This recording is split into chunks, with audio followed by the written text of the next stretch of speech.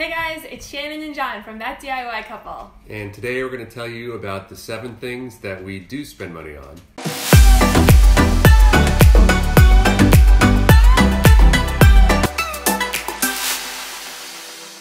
So we did a video that we got pretty popular, 10 things that we don't spend money on and how much we save investing it over time. And I would say that reviews were critical. we got a lot of criticism about both the method that we used to calculate, etc., etc. But one of the main criticisms was that it seemed like we were living these really drab and boring lives. And that's not really true. Well, no, it's not true.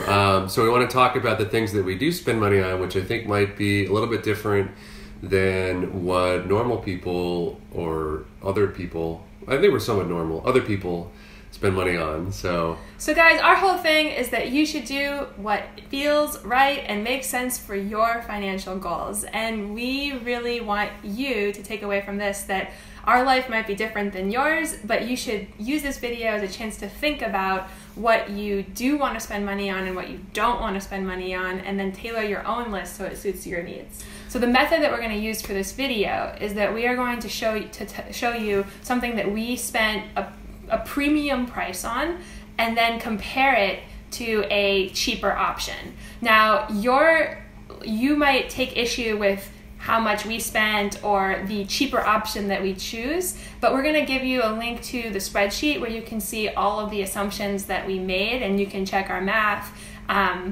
And it might be worth it to just pause and say, we're using the bank rate simple savings calculator to take the difference between the premium option that we chose and the cheaper option that we've assumed was a possible alternative. We're taking that difference and we're investing it over time at 5% over the course of 30 years. And we're going to show you the way that money, if we had saved it and instead invested it, would have grown over the 30 years. Right. There's a lot of assumptions built in there, but you can take away the basic gist, which is that these expensive choices that we've made are going to have really expensive long-term consequences for us over time.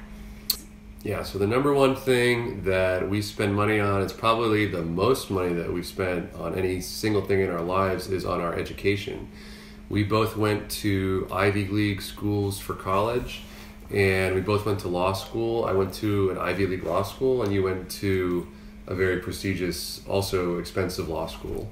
So we, over time, there's a lot to say about law school and an education, but we are big adherents of going to really good schools, good universities, for all sorts of different reasons that we can talk about maybe in a later video if you guys are interested. Do you have some things to say about it? Sure. Well, I think the number one, I think if you didn't do it this way, then your life experience is different. You're probably thinking, well, I did okay, and I went to a less brand name institution, and I think that there's something to be said for that. And the cream rises to the top in the workforce. Going to a good school is not going to be the ultimate determinant of whether or not you are a successful human being or a successful employee or financially successful. But there are a lot of intangible benefits, including the strength of the network, the intangible benefit of a broadly based liberal arts education and learning to think about the world, and the financial benefits of being qualified for certain higher income jobs that are associated with having attended a prestigious institution. And the network has been, I think, maybe the most important thing in my life. Like the friends that I've met, the people that I've met. We can go a lot into it in a different video, but... And that's not to diss your life experience if your life experience is different than this.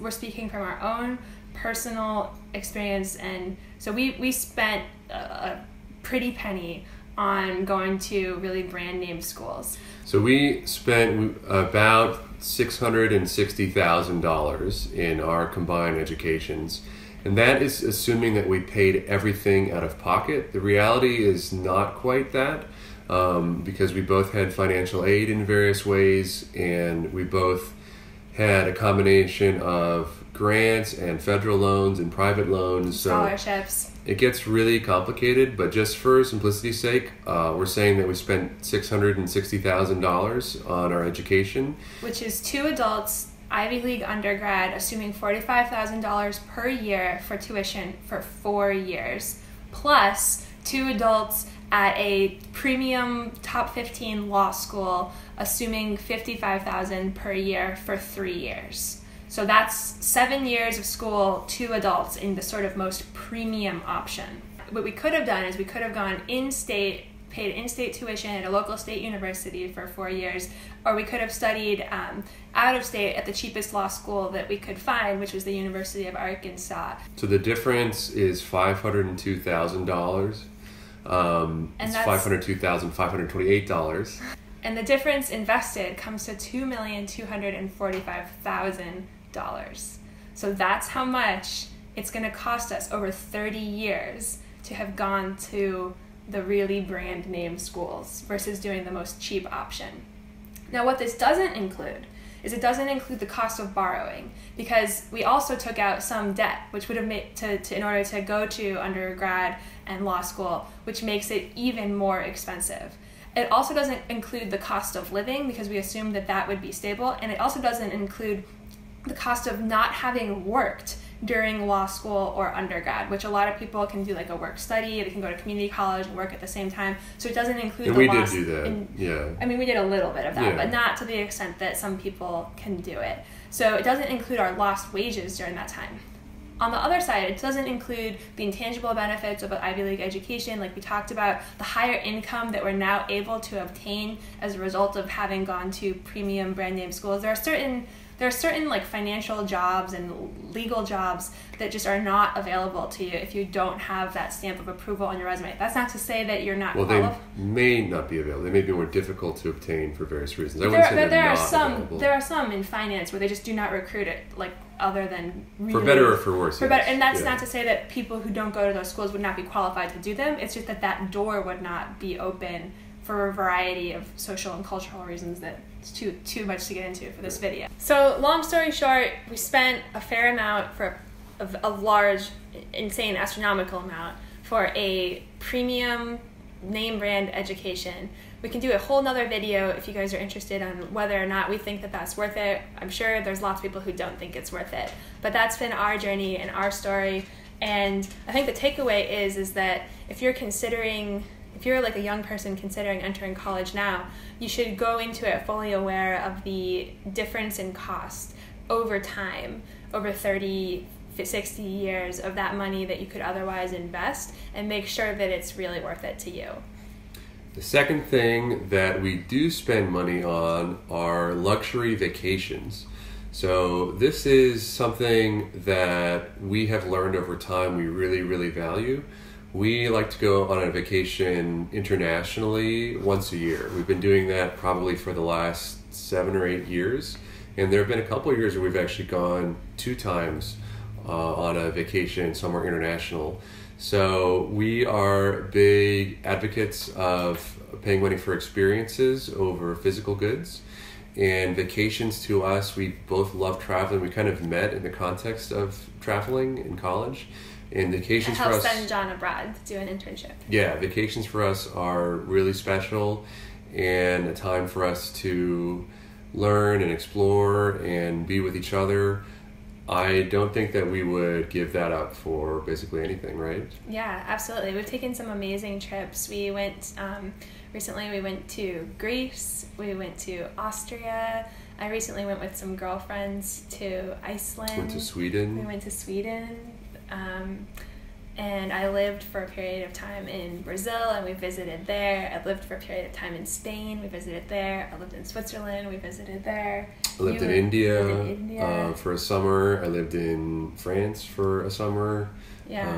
We just really love traveling. We love traveling. So we estimate that we spend about $10,000 each year on traveling. That's flights and hotels and food and everything else. And that's estimating about $6,000 on one big international trip, and 4 smaller trips that we spend about $1,000 each time on. And we think that kind of an average family might spend about $2,500 every year on a vacation. So that's a difference of $7,500 per year that we spend more than the average person. Invested over 30 years, it comes out to a difference of $520,166. So a lot of money. Yeah, and I mean that 2,500 number may seem large to you. Again, these sorts of decisions are intensely personal, and the experience, just like there's a wide range of sort of income and spending levels, there's definitely like a wide range in how much someone might spend. So the number 3 thing that we spend money on is giving to charity. We give about $5,000 per year to charity, and we could otherwise, for example, just volunteer. Now, we do volunteer a lot. We actually volunteer at least once a week because we mentor a child through Big Brothers Big Sisters, and we see him once a week. It's always the highlight of my week. And we do all sorts of other volunteering stuff too, but we wanted to just show, for the purposes of comparison, how much that $5,000 each year, if we had invested it, would earn. We primarily give to our schools. Our universities is a big source of donations for us, and then we also give to stuff locally, like Shannon mentioned, Big Brothers and Big Sisters, and organizations like that. So, and various other causes, like basically whenever friends are advertising on Facebook for something that's meaningful or passionate to them, I try to support it in whatever way we can. So we think that by spending $5,000 a year, if we were to invest that instead of donating over time, the difference would be $346,224. So a significant amount. The number 4 thing that we do spend money on versus other people is for movies and premium shows like concerts. This is kind of similar for us to our vacation experience in that we really like the idea and the experience of going out to the movies and going out to like an actual concert. We live in the greater New York City area, so any kind of cultural thing that is happening is going to probably come through this area at some point. Bands, different types of shows, exhibits, and then obviously movies. I'm a huge movie fan. I really like the experience of seeing a movie on the big screen. In the summertime, we go to the movies like almost every weekend. We've seen like every big picture movie, oftentimes on like opening night. Star Wars, Marvel movies, stuff like that. We sometimes dress up to get into it with those people. We have dressed up. So we also love going to concerts. We recently just saw Shakira. We saw Bruce Springsteen. We've seen Billy Joel perform at the Garden twice. We saw, The Boss in New Jersey was amazing. I saw Madonna a couple of years ago. We love going. Clapton, David Gilmour. We love going to concerts. We estimate that we spend about $1,800 every year on concerts, and that a normal expense for a family is $216 per year. So that's a difference of $1,584. If we were to invest that difference over 30 years, it would come out to $109,563. Yeah, I want to be careful here. When we say normal expense for a family, we don't mean necessarily you. We're literally just attempting to do a cheaper option that we think might be a more reasonable amount, that some people might feel is a more reasonable amount to spend. Yeah. But we didn't do any research on what was like the norm for other people. We just made some estimates, which you can see in the spreadsheet that we've linked below. The number 5 thing that we do spend money on are premium home finishes. So this is something that we've thought about quite a lot. We spent a lot of time thinking about where we live. We've lived in different places, both of us separately or together. I think we've moved essentially every year for maybe 15 years until the last 2 years we've been in the same place. So we are really sensitive to where we live, and when we decided to move to our current home, we thought we're going to really put time and effort into making it a place that we really love. So when we say premium finishes, we mean things like really nice tile, nice countertops, nice appliances, things like that. As you might see from some of our other videos, I think we still save a lot of money compared to, say, other home buyers that might be interested in the same finishes, because we try to buy things that are discounted and we do a lot of the work ourselves. But having said that, it's still a lot nicer than what a lot of people have and would be willing to put into their houses. So we estimate that we spend about $20,000 on our finishes to our home, and we would assume that people who aren't us would not spend that money at all.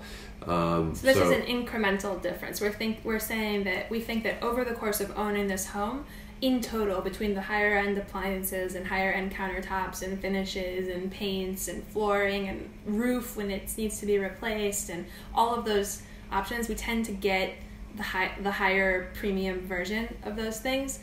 In total, we think it'll be about 20 grand over the course of owning this home. And we're calculating that as a lump sum, 20 grand invested over 30 years. Even though it's not going to be $20,000, it wasn't $20,000 different in like one go. We're just lumping it together for ease of calculating. Also, George is here to opine on this scenario. So we think that over time invested for 30 years, that $20,000 would be $89,355 were you to invest it over a 30-year period of time. Assuming that 5% rate of return. Okay, it's about to get real. Number 6, I spend too much money, an astronomical amount of money, on expensive self-care rituals. So in the last video, we bragged that, I don't spend money to get my nails done, do it myself if I want to. But what I didn't tell you is that I spend a lot on maintaining all of this. So I'm gonna share these numbers and I'm expecting a lot of criticism, but please be nice. It's expensive, and honestly I do it because I love it and it's worth it to me. If it's not worth it to you, then don't do it. So, all right, I spend about $200 to get my hair cut and colored about 4 times per year. I could probably find a much cheaper place to do it for around $60 4 times per year. So there's one thing. I spend about $500 2 times per year on hair extensions. I could do another video if you're interested in this, but basically I have stringy hair and I like having hair extensions. I could probably buy like a clip-in hair extension for about $100 and just put it in on special occasions, but I get the premium Fusion branded ones. I spend about $60 per month for a subscription membership to a tanning salon. I don't actually use the tanning beds because I'm afraid of the UV rays, but I do the spray tan because I noticed when I first started doing YouTube that I looked really pasty and I got insecure about it and I threw money at the solution. Just like me. I spend $60 2 times per month on massages. I love, love, love massages, and they provide me such a feeling of relief, and especially with my knee injury, it's been like a real indulgence. I also spend about $100 on eyelash extensions 6 times per year. It's just vanity. There's not a good reason for it. So there are way cheaper options for all of these things. I could get my hair cut for like $60. There are lots of people who get their hair cut once a year. I could not do a color. I could not do extensions, or I could do cheaper extensions. I could do self-tanning creams. I could beg John to give me massages. I could spend $20 a year on falsies, eyelashes, and apply them myself. But I shell out the big bucks on beauty and self-care because it makes me feel so good, and I feel so good when I feel like I'm looking my best. And for me, it's worth it. Now, did we include the cost for this? The cost for this is minimal. I mean, it's not tangible, but it's not minimal. It's John gets his hair cut every once in a blue moon and basically does nothing else. He just always looks this good. So if I were to invest the difference between what I spend on self-care and the cheaper options over 30 years, the total comes to $287,966. So it's a pretty penny. A trifle. A pretty penny. The number 7 thing that we spend a lot of money on is high quality pet food. So this is kind of a weird one. George, pass it here. This is you guys. So. George. Come here, Ted. Come here. So we also have our 2 cats that are not going to come when called. But so we spend a lot of money on these guys for high quality pet food. We buy really nice pet food from the store, and we also sometimes cook for them. So we buy like human food and just prepare it for them. And that may sound slightly crazy, but we've done a lot of research about the importance of pet food for animals. And we're big advocates of spending a lot of money on quality food in the same way that we spend money on food for ourselves, for our dogs. Obviously, our dogs are not vegan or vegetarian. They don't follow like the bright line eating diet. They're just dogs, so they eat, meat and all sorts of things that dogs need to eat. They're about 7 years old, and we've been doing it ever since they were puppies, basically, and we're going to do it for as long as they're around. But we think that a sort of less higher quality pet food would probably cost about $500 a year, and we spend about $1,000 a year on their pet food. So it's a difference of $500 a year. Over 30 years, we think that's about exactly $34,959. And this doesn't count the anticipated savings costs towards the end of their life, when we are expecting that because they are healthy and trim, that they are going to have less medical bills as they age. Yeah, I actually think that they're immortal, so I'm not... They're immortal! Oh, George!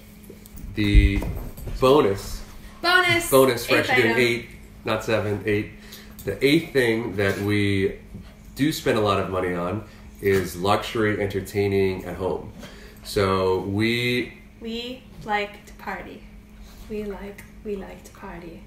Yeah, well, more specifically, we like to spend money on parties that we host at our home, but we also enjoy partying in a general sense. We don't actually like to party. We actually we actually hate partying, but we enjoy entertaining. We enjoy being the hosts of parties. Yeah. So we do probably 3 big parties, I would say, per year at our house. We do a Halloween party, we do a party for our birthdays, and then we do usually a party some other time during the year. The Queen's birthday. No, we do like a summer barbecue. We do a lot of stuff. We do barbecues, we buy lots of alcohol, we just buy costumes, we do crazy stuff. We estimate that we spend about $1,500 a year on accoutrements, if you will, for our parties. And food. And we estimate that we could do the same type of party, the same sort of events for $300 a year if we bought less alcohol and less food and all sorts of stuff. That's a difference of $1,200 a year. Invested over 30 years is a total of $82,320. All right, are you guys ready for the big shocker, for the grand total? Are you ready? Yeah. So if you take all of that... Wait, I'm not ready. Hang on. Okay. Okay, now.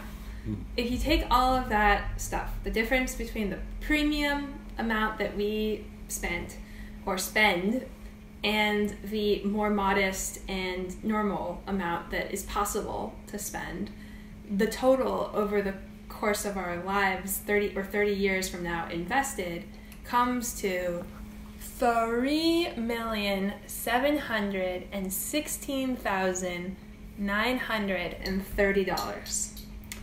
So it's expensive to choose expensive options and to maintain this. To maintain all of this. And if you compare the not buying coffee, not going to Starbucks, and not having cable, we saved about $1 million and change. So we're still $2 million and change. In the hole. So we're definitely not living like a Spartan, monkish lifestyle. If you are an ultra frugal person, you are just absolutely like rolling in your grave because I've killed you with this information and you're so upset that now you're rolling. But this is the stuff that we do find really meaningful and joyful, and we are intentional and thoughtful about our savings. And the takeaway for you is that if this stuff makes you cringe, if none of this is appealing to you, don't spend money on it. By contrast, if you do want to spend money on coffee and eating meat and some of the things that we listed in our other video that we don't spend money on, then spend money on those things. The point is to be thoughtful and to understand that when every time you make a decision, it's an economic decision and you're weighing it against other options. And those options have real world consequences. And as a result of compound interest and the ability of your money to work for you over time, the difference is really large over the course of a long investment horizon. Absolutely. So if you guys have questions, if you have insults, I'm ready for them. If you have comments, please write them down below. If you found this video helpful, not helpful, please let us know. I'd love to hear what you guys do spend money on in the similar way that what you guys don't spend money on in our previous video. I'd be super curious to see what you guys value. I think it's different generationally, different culturally in different countries, different even geographically. Socioeconomically, we tend to float in like a pretty privileged bubble, and we're aware of that. But it'd be helpful to know. So please let us know, and we will see you next time. Thanks guys. Thanks for watching.